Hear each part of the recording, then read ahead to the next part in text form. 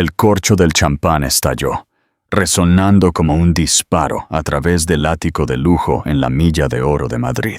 Borja Torre levantó su copa, riendo, mientras miraba las luces de la ciudad bajo sus pies. Había logrado lo imposible. No solo se había divorciado de Elena, la había destruido. Se quedó con la mansión en La Moraleja, las acciones y la reputación, dejándola a ella con nada más que una maleta y un adiós silencioso.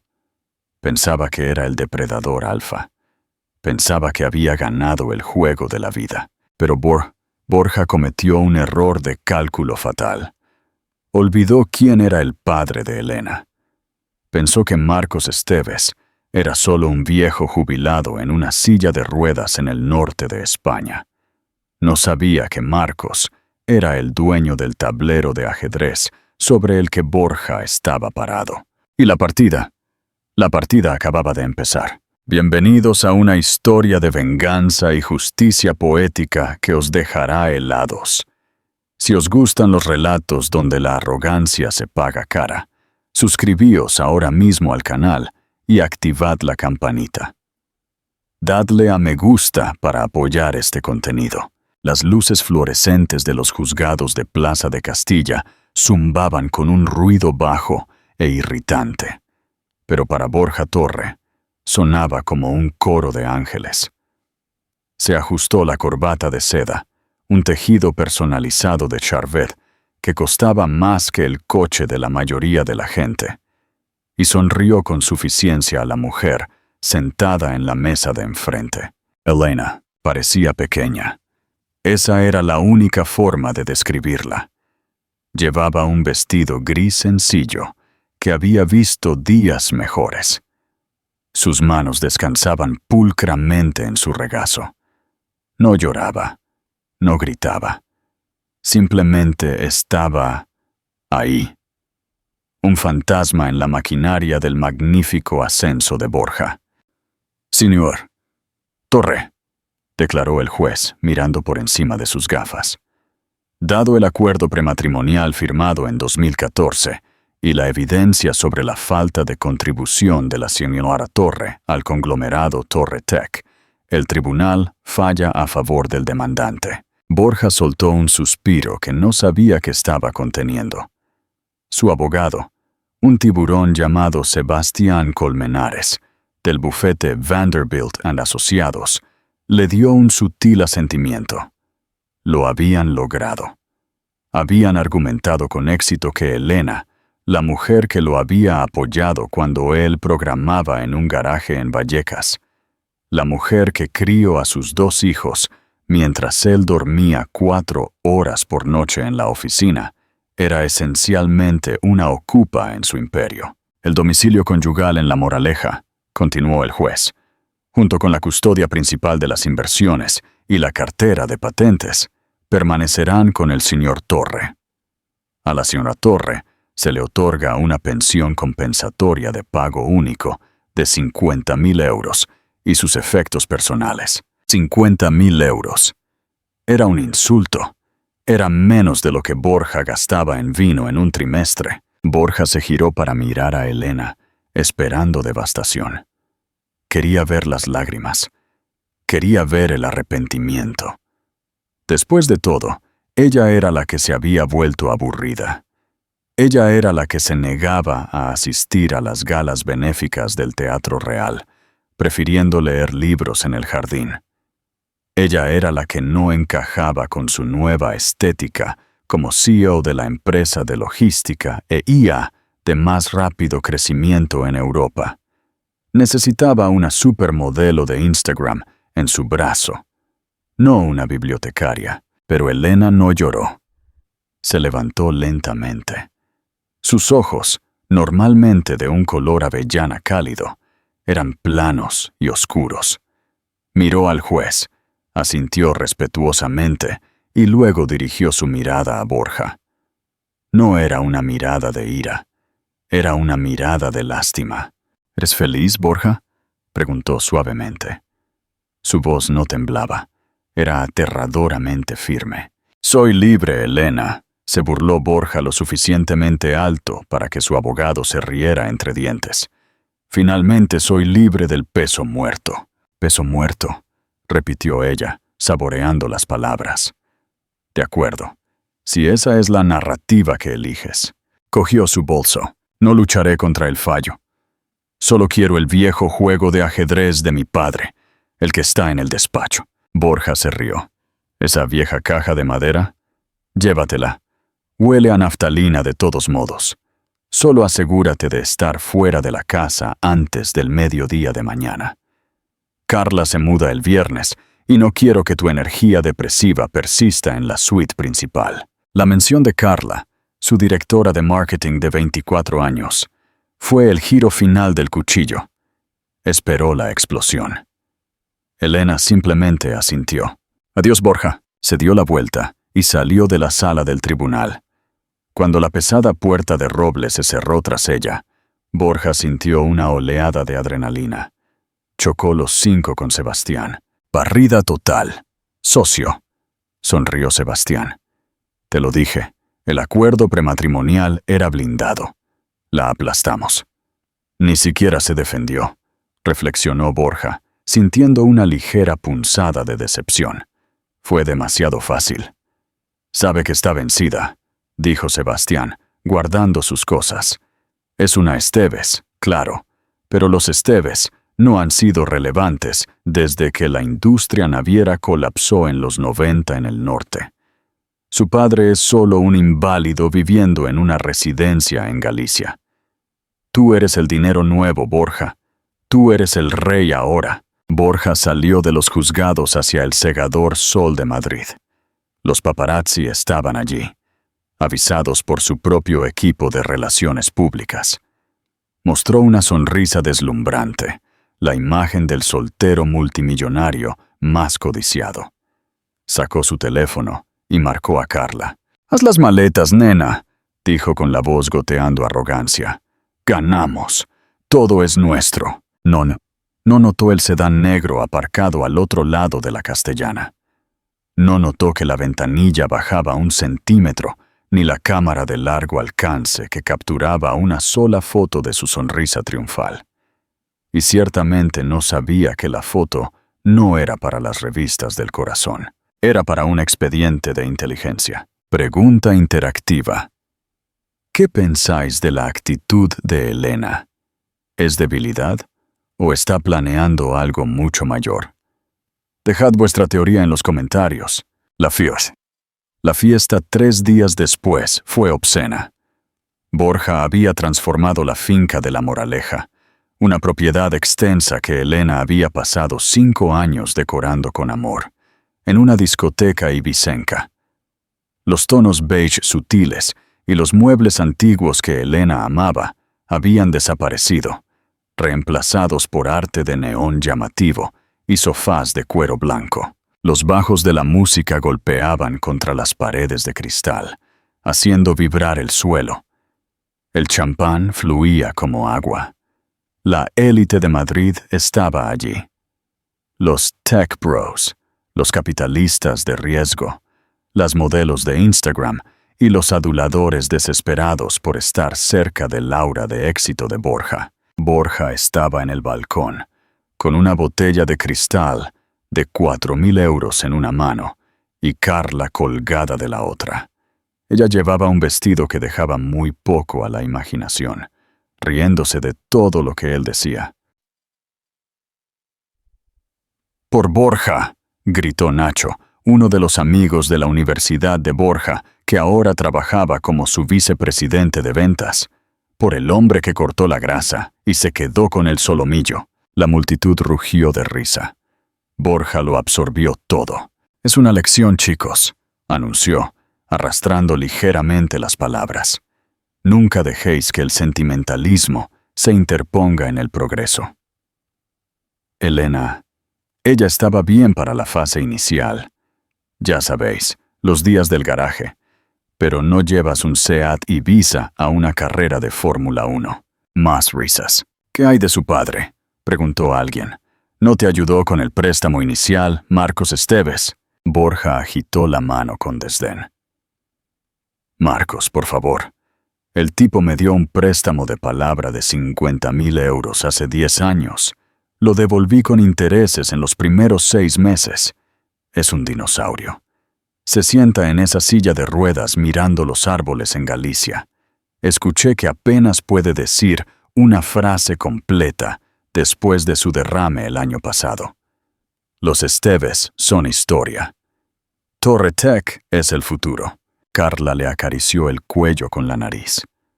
Eres muy malo, ronroneó. Pero en serio, ¿realmente no se llevó nada? ¿Solo un juego de ajedrez? Borja se rió, tomando un trago de champán.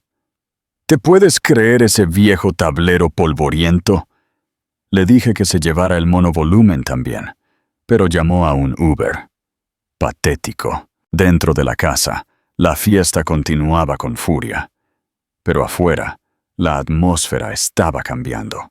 Un elegante Rolls-Royce Phantom clásico, negro como la medianoche, rodó silenciosamente por el largo camino de entrada.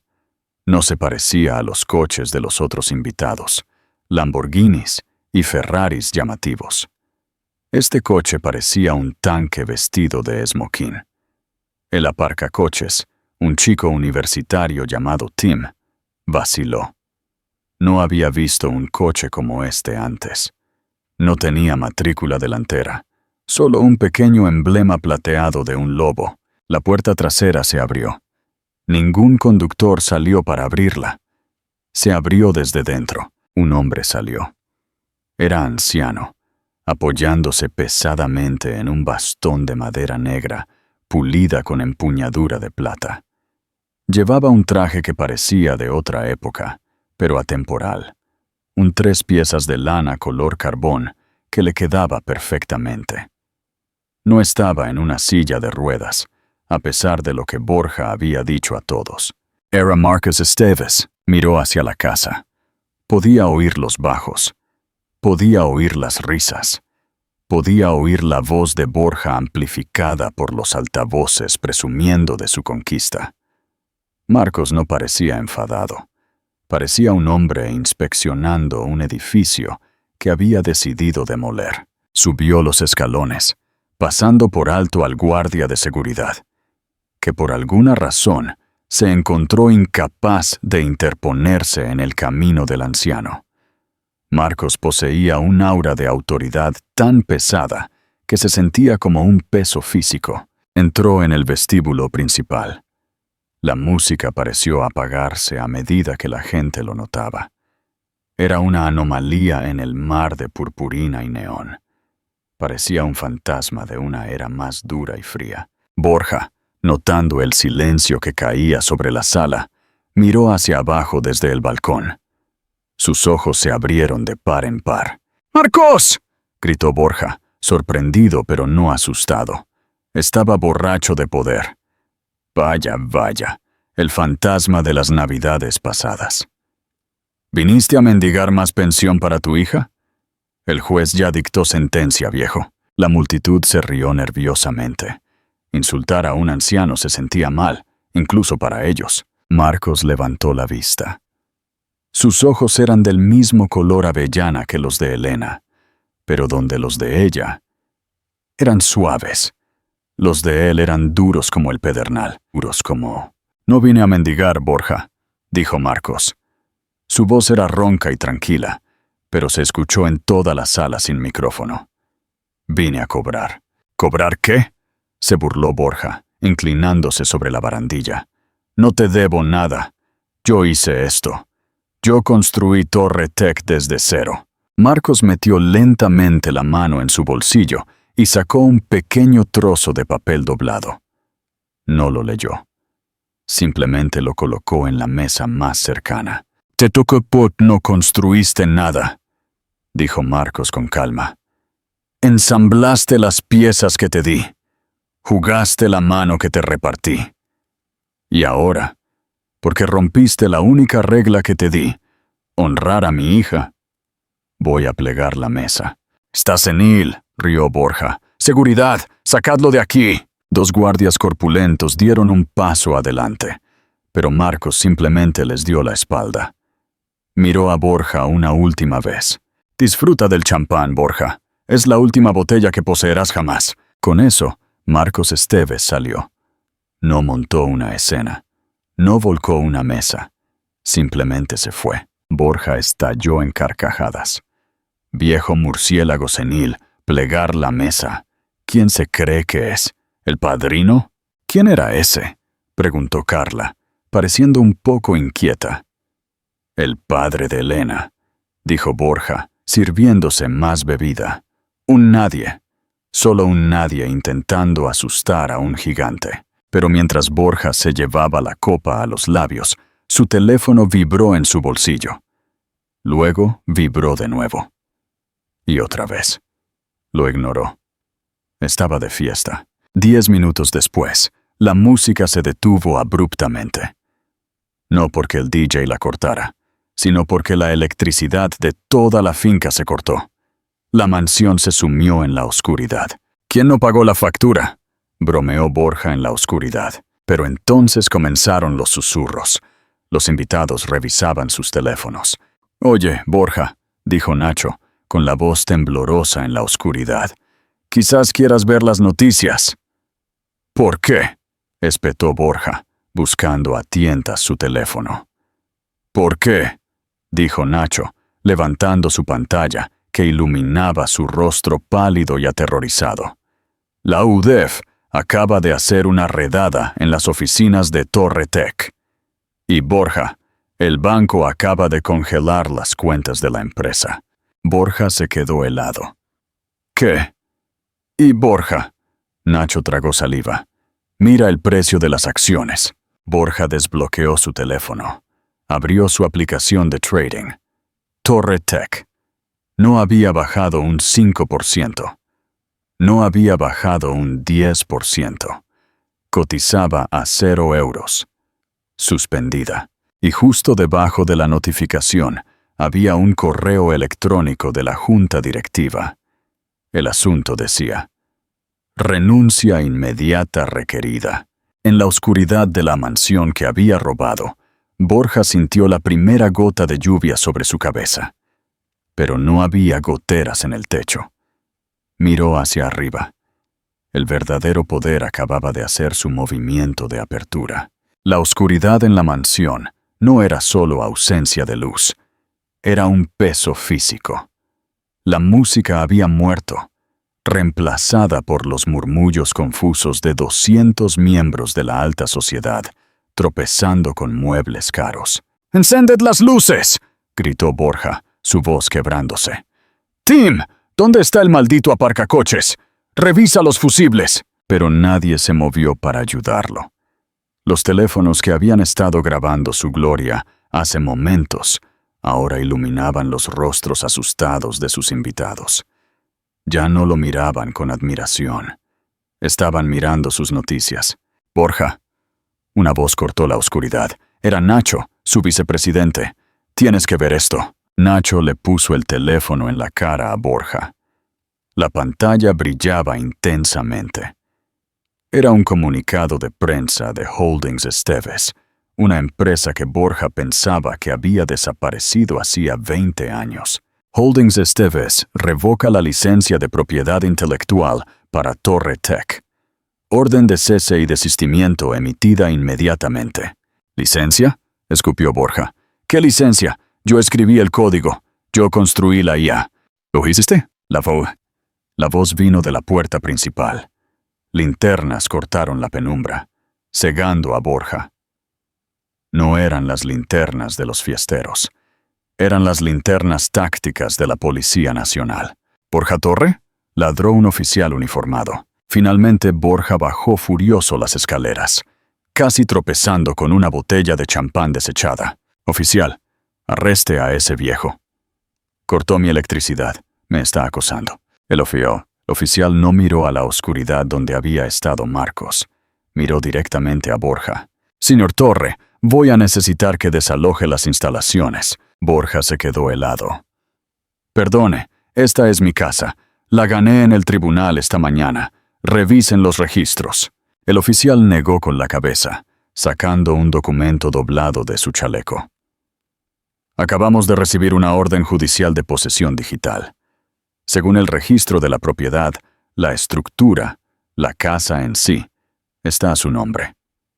Sin embargo, el terreno sobre el que se asienta es propiedad del Fideicomiso de Tierras Esteves. ¿Y qué?, se burló Borja. Yo pago el alquiler del terreno. El contrato de arrendamiento era una concesión revocable de 99 años, leyó el oficial, otorgada a Elena Esteves y su familia. La cláusula establece que tras la disolución del matrimonio con un Esteves, el arrendamiento se termina inmediatamente si el inquilino es la parte no Esteves. La sala se quedó en silencio. ¡Eso es un tecnicismo!, rugió Borja. Mi abogado arreglará esto por la mañana. Quizás, dijo el oficial, con la mano descansando en su cinturón. Pero ahora mismo, el dueño del terreno, el señor Marcos Esteves, le ha declarado intruso. Tiene 10 minutos para recoger artículos personales esenciales e irse. Si se niega, será arrestado por allanamiento de morada. La humillación era absoluta. Borja se volvió hacia la multitud buscando apoyo. «Esto es una locura. ¿Te lo puedes creer, Carla? ¡Diles!», buscó a Carla. La encontró cerca de la puerta, iluminada por las luces rojas y azules intermitentes de las patrullas afuera. Tenía su maleta, la que había preparado para mudarse, y la arrastraba hacia la puerta. «¡Carla!», llamó Borja, con voz temblorosa. Ella se detuvo y miró hacia atrás. Su rostro era una máscara de molestia. «Borja, mi teléfono está explotando. La gente dice que estás arruinado por fraude. Es un error, un fallo». «No puedo estar asociada con esto», dijo, revisando su aplicación de Uber. «Tengo una marca que proteger. No me llames». Salió. Los invitados la siguieron como si se hubiera roto una presa. Pasaron junto a Borja, evitando el contacto visual, agarrando sus bolsos y teléfonos. Los amigos que habían brindado por él hace 5 minutos lo empujaban como si fuera contagioso. 10 minutos, señor Torre, advirtió el oficial. Borja subió corriendo las escaleras. No empaquetó ropa. No empaquetó artículos de aseo. Corrió a su caja fuerte detrás del cuadro del dormitorio principal. Marcó el código. Error. Lo marcó de nuevo. Error. Bloqueo del sistema iniciado. No. Borja golpeó la pared con el puño. La caja fuerte era tecnología inteligente. Tecnología de Torre Tech. Y si los servidores estaban caídos, la caja fuerte era un ladrillo. No tenía efectivo. Sus tarjetas probablemente estaban congeladas. Agarró las llaves de su coche del tocador, las llaves del McLaren P1. Podía venderlo. Valía 1 millón fácil. Corrió escaleras abajo, ignorando a la policía, y salió por la puerta principal. La lluvia caía ahora, un diluvio clásico. Corrió hacia la entrada donde el aparcacoches había estacionado el superdeportivo. Presionó el botón de desbloqueo. Las luces parpadearon. Agarró la manija, pero antes de que pudiera abrir la puerta, una grúa retrocedió en la entrada, bloqueándolo. Gritó Borja. «¡Aléjate de mi coche!». El conductor de la grúa saltó, sosteniendo un portapapeles. «Orden de embargo. Banco Santander. Pago moroso». «¿Moroso? Tengo el pago automático». El banco congeló la cuenta al amigo. La cláusula de impago se activa al instante. «Aléjese del vehículo». Borja se quedó bajo la lluvia, su esmoquín empapado hasta los huesos, el pelo pegado al cráneo. Vio cómo sus invitados se alejaban en sus coches calientes. Vio cómo la grúa enganchaba su McLaren. Vio cómo el oficial de policía se paraba junto a la puerta, esperando para cerrarla tras él. No tenía nada, ni casa, ni coche, ni novia, ni efectivo. Empezó a caminar. Caminó por el largo y sinuoso camino de entrada de la finca que pensaba que poseía. La lluvia se mezclaba con las lágrimas de rabia en su rostro. Llegó al final de la colina y sacó su teléfono para llamar a Sebastián, su abogado. «¡Contesta! ¡Contesta! ¡Tiburón!», siseó Borja. «¿Borja?», respondió la voz de Sebastián. Sonaba sin aliento. «Arregla esto, Sebastián. Demándalos a todos. A Marcos, a la policía, al banco. Quiero sus cabezas en picas». «Borja, cállate y escúchame», siseó Sebastián. El abogado sonaba aterrorizado. «No puedo demandar a nadie. Estoy triturando archivos ahora mismo». «¿Qué? ¿Por qué?». «Porque Marcos Esteves no solo retiró el arrendamiento del terreno», susurró Sebastián. «Acaba de entregar el expediente Oberón al CNI y a la Fiscalía. Borja, saben sobre el código fuente robado. Saben sobre las cuentas offshore en las Caimán, donde escondías los activos conyugales. Y saben que yo te ayudé a crearlas». Borja dejó de caminar. La lluvia fría se sentía como hielo en sus venas. «Estás solo, Borja», dijo Sebastián. «No vuelvas a contactar con esta oficina». La línea se cortó. Borja Torre se quedó al lado de la carretera bajo la lluvia torrencial, las barras de cobertura de su teléfono cayendo a cero mientras la batería moría. A la mañana siguiente, Borja parecía un vagabundo. Había pasado la noche en una cafetería 24 horas tomando una sola taza de café que pagó con el sueldo que encontró en el bolsillo de su esmoquín. No había dormido. Sus ojos estaban inyectados en sangre. Su barba de un día era áspera y su traje de seda estaba manchado y arrugado. A las 8:00 m en punto, irrumpió en el vestíbulo de la Torre Picasso, sede de Torre Tech. «Señor Torre», jadeó la recepcionista. Lo miró con una mezcla de horror y lástima. Usted no puede estar aquí.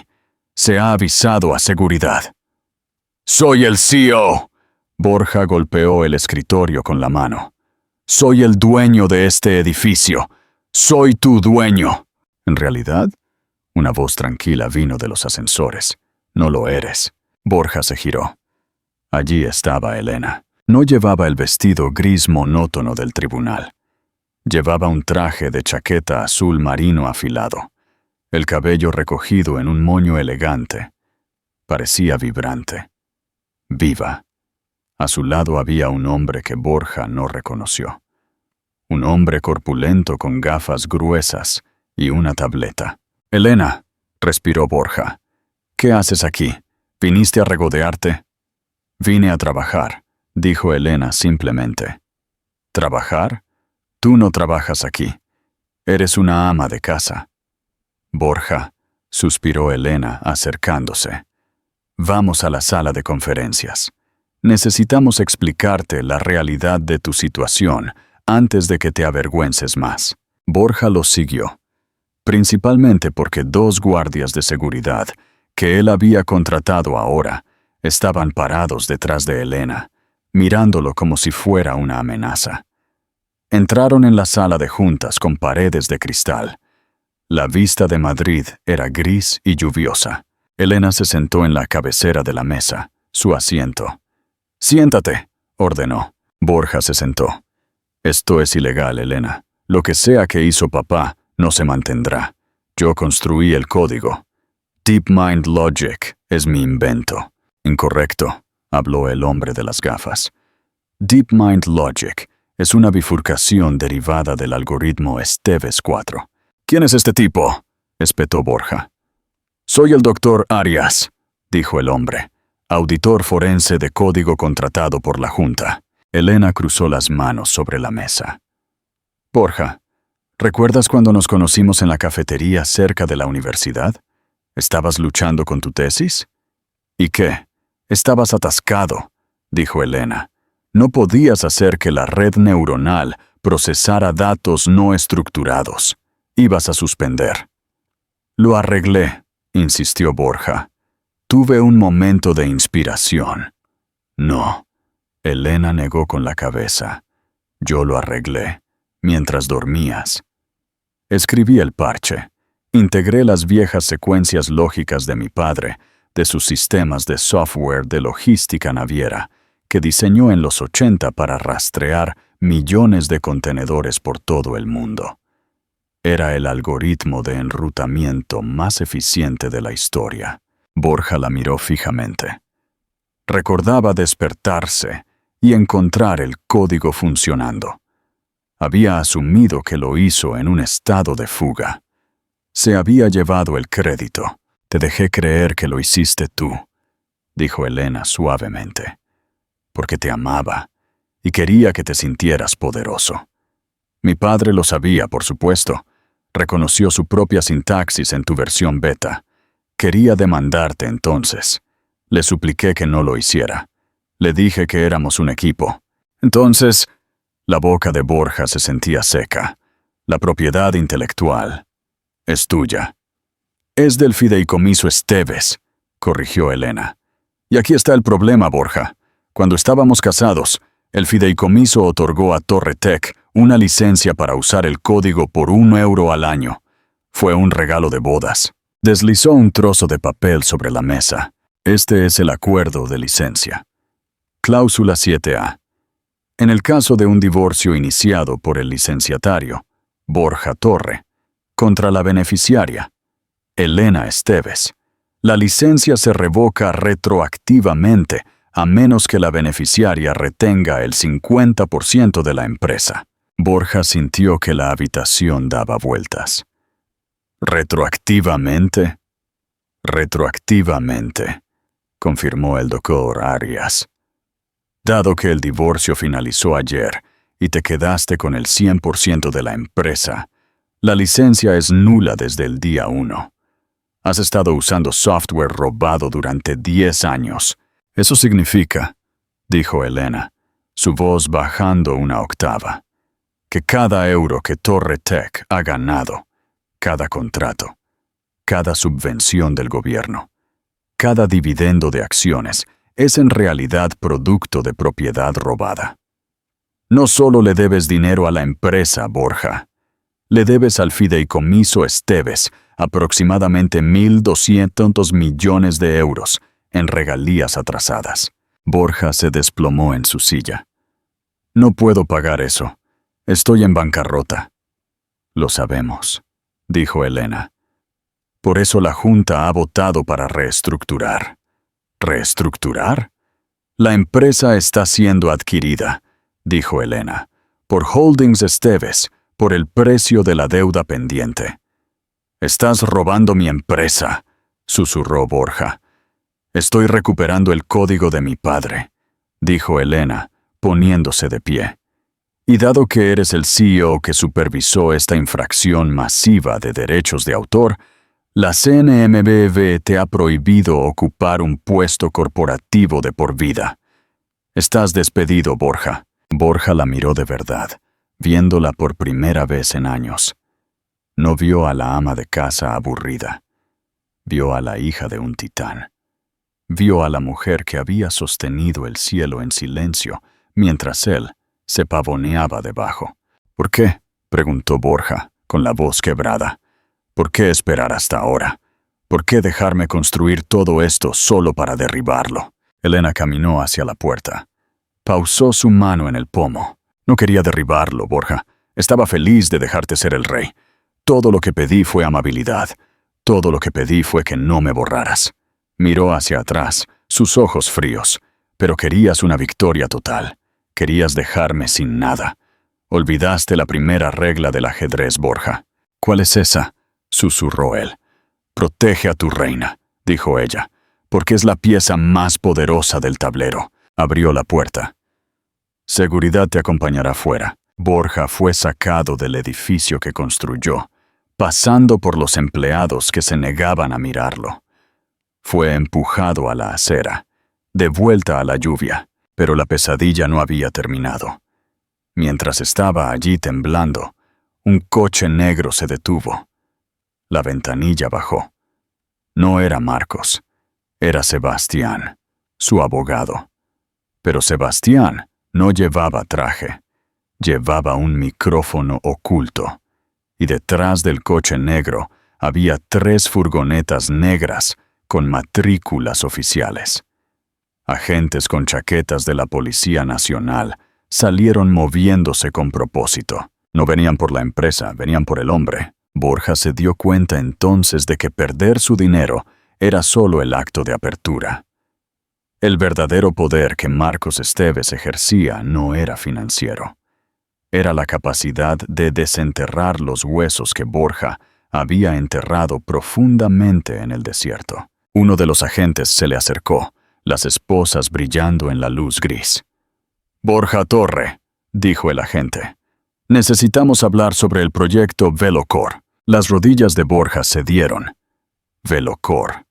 La única cosa ilegal que había hecho que no tenía nada que ver con Elena. O eso pensaba. La sala de interrogatorios en la comisaría no estaba diseñada para la comodidad. Era un cubo sin ventanas, pintado de un tono sofocante de beige, que olía a café rancio y miedo. Borja Torre estaba sentado en la mesa de metal, con las muñecas esposadas a un perno en el suelo. El traje de diseñador que había usado para reclamar su empresa ahora estaba arrugado y manchado de sudor. Había estado sentado allí durante 3 horas, sin agua, sin llamada telefónica, sin abogado. Finalmente, la puerta zumbó y se abrió. Entraron 2 personas. La primera era la inspectora Molina, una mujer con ojos como picahielos y una carpeta lo suficientemente gruesa como para detener una bala.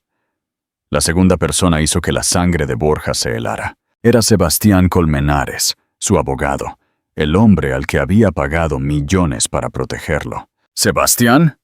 Borja se lanzó hacia adelante, la cadena de sus esposas tirando de él hacia atrás. «Gracias a Dios. Sácame de aquí. Diles quién soy».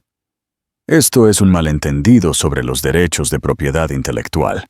Es un asunto civil. Sebastián no lo miró. Sacó una silla de metal y se sentó al otro lado de la mesa junto a la inspectora Molina. Puso una grabadora sobre la mesa. «Sebastián», susurró Borja. «El señor Colmenares no está aquí como su abogado, señor Torre», dijo la inspectora Molina, abriendo el archivo. «Está aquí como testigo colaborador, bajo un acuerdo de inmunidad federal». El aire salió de la habitación. «¿Inmunidad?», tartamudeó Borja. «¿Para qué? No hicimos nada ilegal. Fuimos agresivos, claro, pero...» «Proyecto Velocor», interrumpió Molina. Deslizó una foto sobre la mesa. Era una foto granulada de vigilancia de Borja, reuniéndose con un hombre en un parque. Borja reconoció al hombre de inmediato. Víctor Volkov, un consultor con sede en Chipre. Velocor no era solo un proyecto de optimización de datos, ¿verdad, Borja?, preguntó Molina. Era una puerta trasera. La boca de Borja se secó. «No sé de qué está hablando». «Sabemos que modificó el código fuente Esteves 4», continuó Molina. «El código de Elena Esteves fue diseñado para logística, mover mercancías de manera eficiente. Pero tú lo modificaste. Lo convertiste en un algoritmo de comportamiento predictivo. Usaste las aplicaciones de consumo de Torre Tech para grabar audio de los teléfonos de los usuarios, incluso cuando las aplicaciones estaban cerradas. Recolectaste palabras clave, contraseñas bancarias, detalles de aventuras amorosas, datos de salud. Eso es para segmentación de anuncios», argumentó Borja, su voz aguda. «Todo el mundo lo hace». «Todo el mundo recopila metadatos», corrigió Molina. «No todo el mundo empaqueta los archivos de audio sin procesar y los vende a intermediarios de inteligencia extranjera en Chipre. Eso no es marketing, Borja. Eso es espionaje. Eso es traición». Borja miró a Sebastián. «¿Se lo dijiste?» Sebastián finalmente levantó la vista. Parecía cansado, pero resuelto. «Borja, cuando me dijiste que configurara las cuentas en Chipre, Dijiste que era para evasión de impuestos. Puedo vivir con fraude fiscal. Pero cuando vi los registros de transferencia la semana pasada, cuando vi quién nos estaba pagando, no pude hacerlo. No voy a ir a prisión por traición. ¡Cobarde!, gritó Borja. Pagué tu casa, pagué tu barco. Y lo pagaste con dinero manchado de sangre, dijo Sebastián en voz baja. Pero aquí está la parte que no entiendes, Borja. No fui a la policía primero. ¿Qué? Fui a ver a Marcos Esteves. Borja se quedó helado. Fui a verlo hace 2 días, explicó Sebastián. Estaba aterrorizado. Pensé que me destruiría. Pero no lo hizo. Miró la evidencia y me dijo exactamente qué hacer. Me dijo que te dejara ganar el caso de divorcio. Me dijo que te dejara tener la fiesta. Quería que te sintieras intocable. ¿Por qué?, preguntó Borja. ¿Por qué esperar? ¿Por qué?, intervino la inspectora Molina. Marcos Esteves quería ver hasta dónde llegarías. Te dio la cuerda, señor Torre, y tú mismo te ahorcaste. Pasó una página en el archivo. El comprador en Chipre, Víctor Volkov. Molina sonrió. No es inteligencia rusa. Es un activo del CNI. Lo hemos estado dirigiendo durante 3 años. Cada archivo que vendiste, cada byte de datos que pensabas que estabas sacando de contrabando, vino directamente a nosotros. Borja miró la mesa. La realidad de la trampa era asfixiante. Entonces, susurró Borja, fue una trampa todo el tiempo. No todo el tiempo, dijo Molina. Solo desde que Marcos Esteves nos llamó hace 6 meses. Sospechaba que estabas usando mal el código de su hija. Nos pidió que te vigiláramos. Él autorizó la operación. ¿Marcos? Borja negó con la cabeza. Es un comerciante de madera. Vende madera. No tiene la autorización para autorizar una operación de inteligencia. La inspectora Molina intercambió una mirada con Sebastián. Era una mirada de lástima. Señor Torre, dijo Molina, inclinándose hacia adelante. Realmente, no hizo su diligencia debida cuando se casó con esa familia, ¿verdad? Marcos Esteves no solo vendía madera. En los años 70 y 80, Logística Esteves fue el contratista principal para el Ministerio de Defensa. ¿Quién crees que movía los suministros clasificados? ¿Quién crees que diseñó las cadenas de suministro para los programas estratégicos? Borja sintió náuseas. Recordó al anciano en la silla de ruedas, al jardinero tranquilo del que se había burlado. Se retiró en el 98, dijo Molina. Pero en nuestro mundo, hombres como Marcos Esteves nunca se retiran. Simplemente se quedan inactivos. Despertaste a un gigante dormido, Borja. Y peor aún, le rompiste el corazón a su hija. Eso lo hizo personal. La puerta zumbó de nuevo. Un guardia entró. «El transporte está aquí», gruñó el guardia. «¿Transporte a dónde?», preguntó Borja, el pánico aumentando. «Quiero fianza. Tengo derechos». «La fianza se deniega por riesgo de fuga y amenazas a la seguridad nacional», dijo Molina, cerrando el archivo. «Vas a ser trasladado a Soto del Real. Esperarás el juicio allí». Se puso de pie. «Ay, señor Torre, una última cosa. Los activos que intentaste ocultar en las Caimán, el gobierno los ha incautado. Pero las acciones de Torre Tech, dado que se basaban en propiedad intelectual robada, han sido devueltas al licenciante original». «Elena», susurró Borja. «Es multimillonaria de nuevo», añadió Sebastián, levantándose para irse. «Y ya ha anunciado que está liquidando la empresa. Está donando todas las ganancias a organizaciones benéficas de privacidad digital. La está quemando hasta los cimientos», dijo Borja, las lágrimas escociendo sus ojos. «Mi legado». «Tu legado», dijo Sebastián, deteniéndose en la puerta. Es un cuento con moraleja. Vaya final. ¿Creéis que Borja merecía este destino o Marcos fue demasiado lejos? Dejadme vuestra opinión en los comentarios. 2 semanas después, Soto del Real era un purgatorio gris. Borja había perdido 7 kilos. Su cabello estaba rapado cerca de su cuero cabelludo, reemplazando su corte perfectamente peinado. Llevaba un mono naranja que le rozaba la piel. Pasaba sus días mirando la pared de hormigón, reproduciendo los últimos 10 años en su mente. ¿Dónde había salido mal? ¿Fue la primera vez que ignoró a Elena? ¿La primera vez que la engañó? ¿La primera vez que decidió que él era el genio y ella solo el accesorio? «Torre, un guardia golpeó los barrotes. ¡Visita!». Borja no levantó la vista. «Dile a mi abogado de oficio que se vaya. Me declaro culpable. Solo quiero que termine». «No es tu abogado», dijo el guardia. «Muévete». Borja fue esposado y conducido por el largo pasillo resonante hasta la sala de visitas. Era una fila de cabinas con gruesos divisores de plexiglas. Se sentó. Luego, al otro lado del cristal, sentado perfectamente erguido en una silla de ruedas, estaba Marcos Esteves. Borja no lo había visto desde la noche de la fiesta, la noche en que se apagaron las luces. Marcos parecía sano, fuerte. Llevaba una chaqueta de tweed y una gorra plana. No parecía un hombre que hubiera destruido un imperio. Parecía un abuelo visitando un parque. Borja levantó el auricular del teléfono. Su mano temblaba.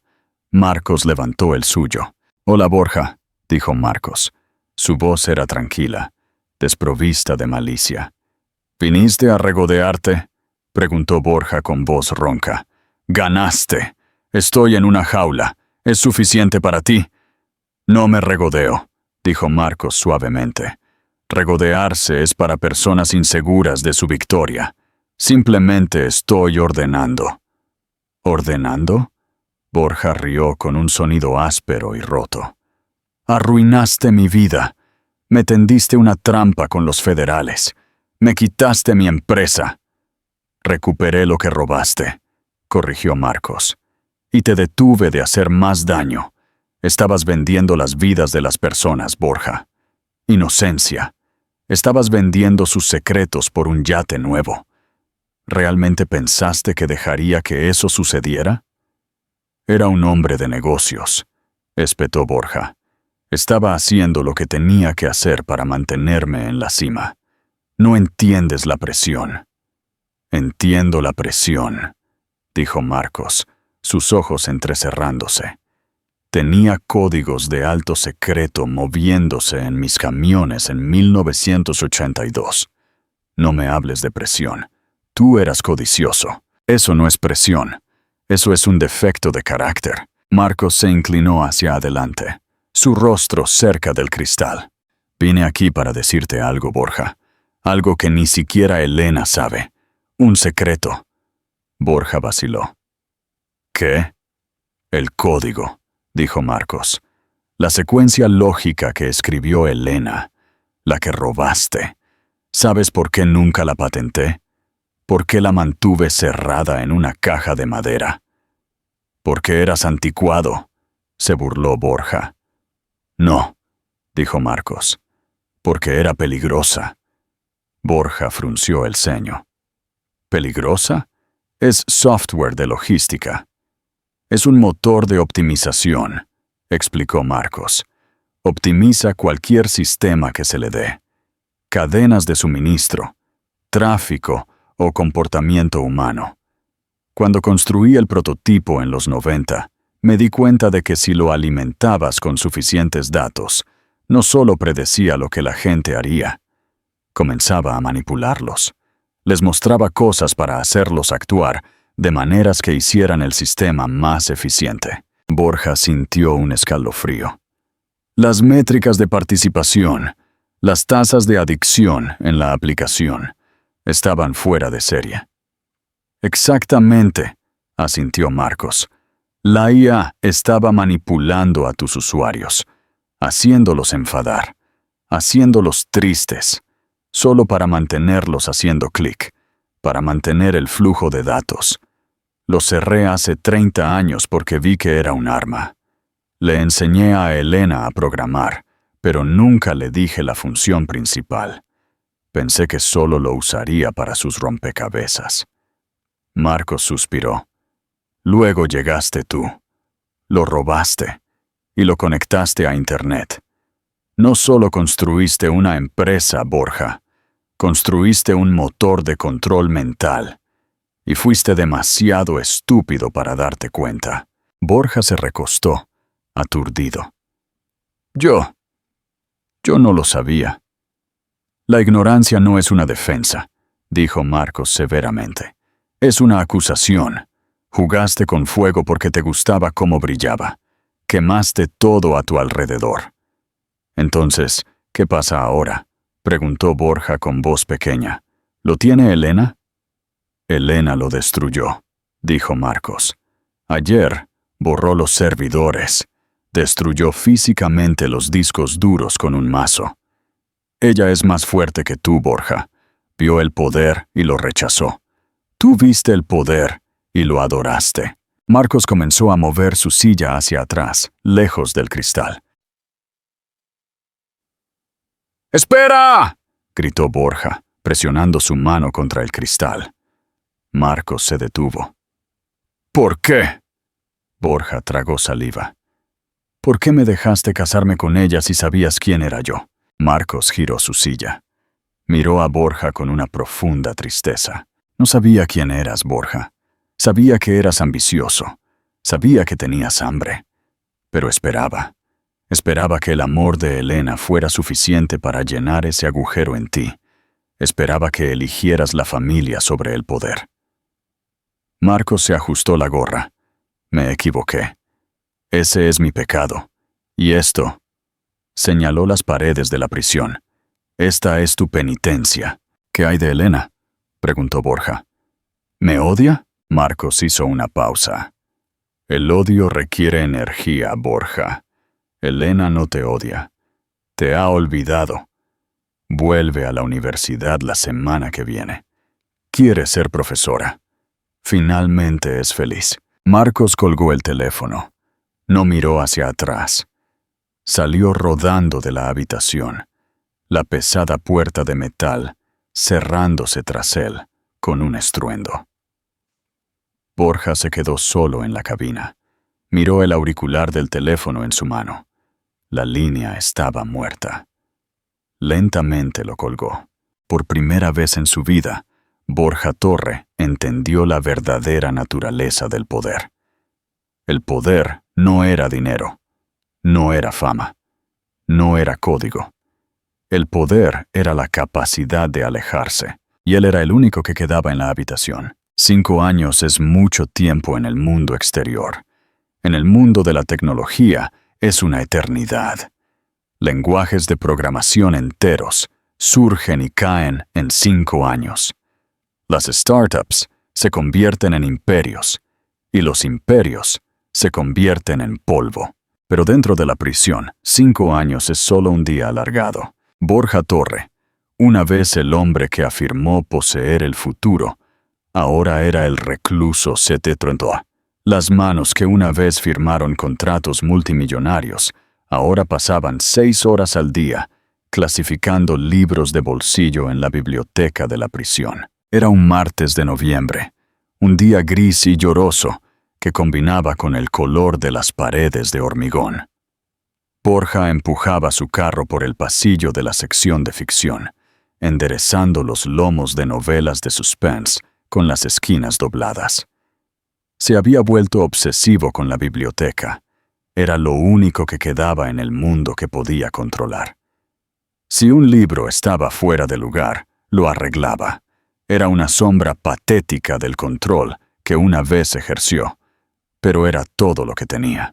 ¡Torre!, gruñó una voz desde la puerta. Era el oficial Higgins. Llegó una caja de donaciones de la campaña benéfica de Madrid, dijo Higgins pateando una caja de cartón por el suelo de linóleo. Clasifícala Y que no te pille leyendo las cosas buenas. Borja asintió en silencio. Ya no discutía. El Borja que gritaba a los aparcacoches y menospreciaba a las camareras había muerto en algún lugar alrededor de su tercer mes, en confinamiento solitario. Se sentó en un taburete de plástico y comenzó a abrir la caja. Era la basura habitual. Novelas románticas con portadas rotas, enciclopedias obsoletas y una pila de revistas que tenían meses de antigüedad. Holló la pila de revistas. National Geographic. Muy interesante. Forbes. Se detuvo en la Forbes. Su mano se cernió sobre la portada brillante. No había tocado una revista de negocios en 4 años. Era demasiado doloroso. Era como mirar fotos de un amante que había muerto. Pero algo lo obligó a cogerla. Tenía fecha de hace 2 meses. El titular estaba en negrita, grabado en letras doradas.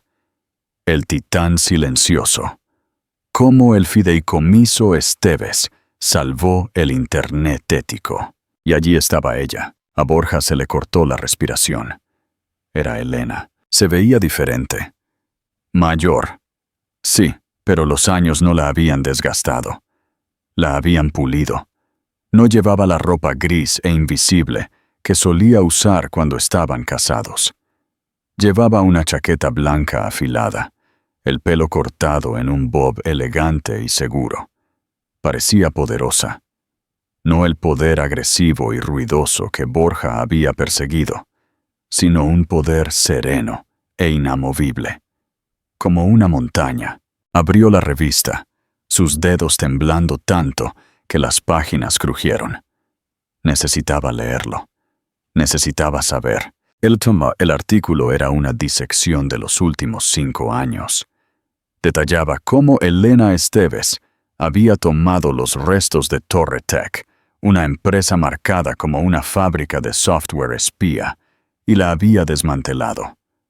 Había expuesto el algoritmo VeloCore, trabajando con organismos de control internacionales para crear nuevas leyes para la privacidad digital. Pero el cuchillo en el corazón de Borja llegó en el tercer párrafo. Mientras el fundador caído en desgracia Borja Torre cumple una condena de 12 años por espionaje y fraude, su exesposa ha emergido como el verdadero genio detrás del código. Los expertos de la industria ahora se refieren al período del liderazgo de Torre como el glitch, un error temporal en el sistema que fue corregido por el regreso del legado Esteves. «¿El glitch?», susurró Borja, las palabras sabiendo a ceniza. No era un villano. No era un cerebro criminal. Para la historia, él era solo un fallo, un error en el código que Elena había parcheado. Siguió leyendo. El artículo mencionaba que Elena se había vuelto a casar con un cirujano pediátrico. Tenían un hijo en camino. Era feliz. Estaba completa. Había construido una vida que no solo lo excluía a él, lo borraba. Borja cerró la revista. Sintió el dolor físico en su pecho, un vaciado de su alma. Durante años, se había dicho a sí mismo que ella no era nada sin él, que era solo una hija de los Esteves, viviendo del dinero de papá. Pero la verdad lo miraba a la cara. Él había sido el parásito. Ella era el huésped. «¡Torre, correo!», Borja saltó. El oficial Higgins estaba de vuelta, sosteniendo un pequeño paquete de papel marrón. «¿Para mí?», preguntó Borja con su voz ronca por el desuso. «No te emociones. Probablemente papeles legales». Higgins tiró el paquete al carro. Apagado de luces en 20, Borja llevó el paquete a su celda. Era pequeño, pesado para su tamaño y envuelto en papel texturizado caro. La dirección del remitente era simplemente Finca Esteves, Galicia. Borja se sentó en el borde de su fino colchón. Su corazón martilleaba contra sus costillas. ¿Era de Elena? ¿Le había enviado una foto? Un adiós final. Rompió el papel.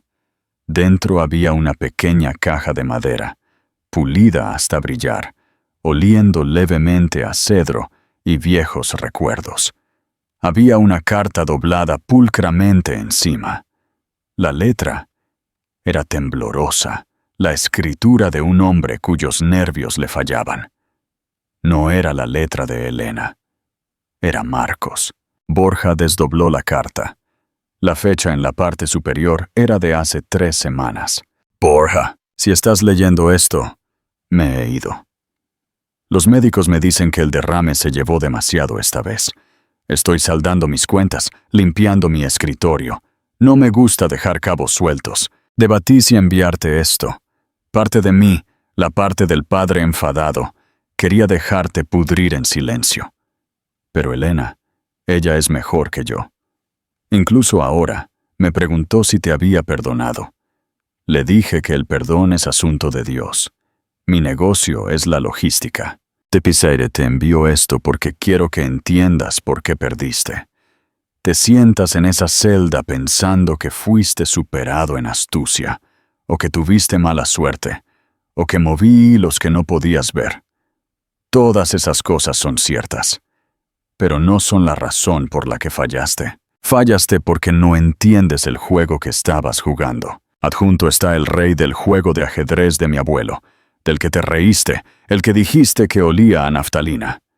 Míralo, Borja. Borja dejó la carta y abrió la caja de madera. Dentro, descansando sobre terciopelo negro, estaba la pieza del rey.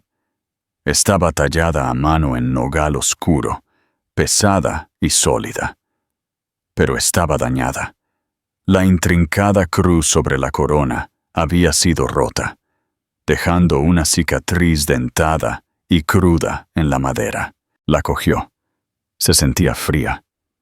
Volvió a la carta. Un jugador novato mira al rey y ve la pieza más importante. Piensa que el juego gira en torno a la supervivencia del rey. Sacrifica sus peones, sus caballos e incluso su reina para mantener al rey a salvo. Pero un gran maestro sabe la verdad. El rey es la pieza más débil del tablero. Es lento. Solo puede moverse una casilla a la vez. No puede atacar desde la distancia. Depende completamente de las piezas a su alrededor para su protección. Un rey sin su reina, sin sus alfiles, sin su ejército, es solo un trozo de madera esperando ser derribado. Trataste a Elena como a un peón, Borja. La sacrificaste para salvar tu ego. No te diste cuenta de que ella era la reina. Ella era la pieza que podía moverse en cualquier dirección. La pieza que mantenía unido el tablero. Cuando la descartaste, no te liberaste.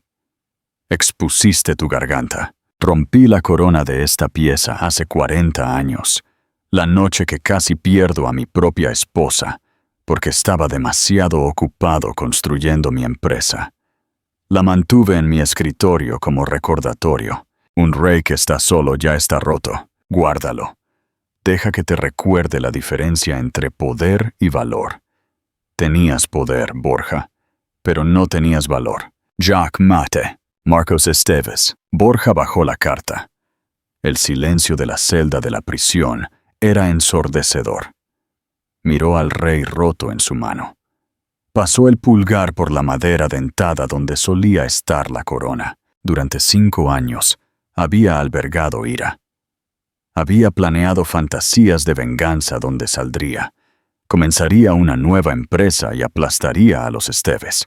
Se había dicho a sí mismo que era víctima de una conspiración, pero a medida que las palabras del anciano moribundo se asimilaban, la ira se evaporó, dejando solo una claridad fría y dura.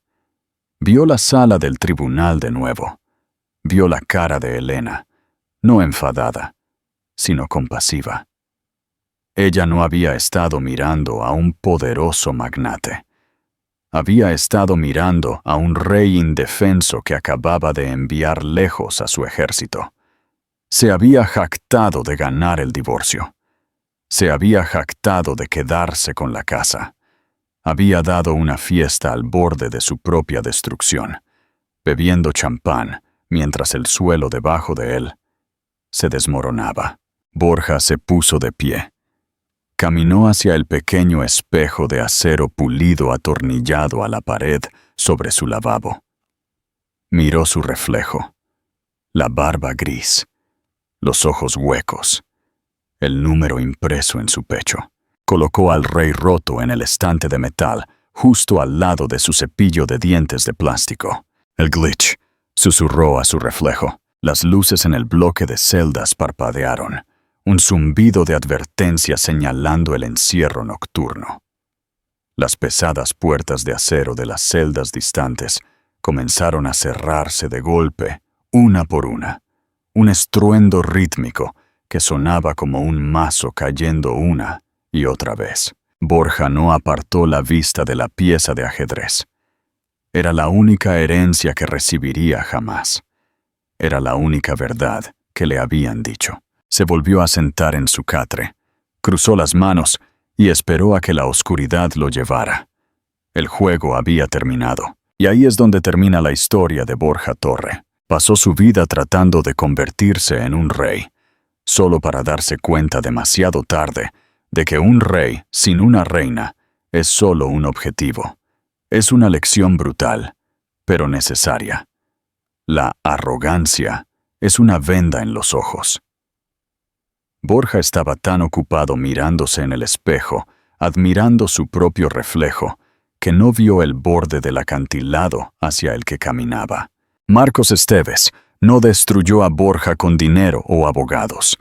Lo destruyó con la verdad. Simplemente dejó que Borja tuviera exactamente lo que pidió. Aislamiento total. Y dejó que el peso de eso lo aplastara. ¿Qué pensáis vosotros? ¿Fue la lección final de Marcos con la pieza de ajedrez un acto de crueldad? ¿O fue el acto definitivo de misericordia al darle a Borja la verdad que necesitaba escuchar? ¿Y si fuera Selena, lo habrías perdonado? ¿O hizo lo correcto al borrarlo por completo? Dejadme saber vuestros pensamientos en los comentarios de abajo. Leo todos después de cada subida y me encantaría ver vuestra opinión sobre la teoría del rey roto. Si esta historia os mantuvo enganchados, por favor dadle a ese botón de me gusta. Realmente ayuda al algoritmo a compartir estas historias con más personas. Y si queréis más inmersiones profundas en historias de justicia, karma y la oscura psicología del poder, aseguraos de suscribiros y activar las notificaciones para no perderos nunca un video. Gracias por ver, y recordad, tened cuidado a quién sacrificáis para ganar el juego. Podríais encontraros jugando solos. Nos vemos en el próximo.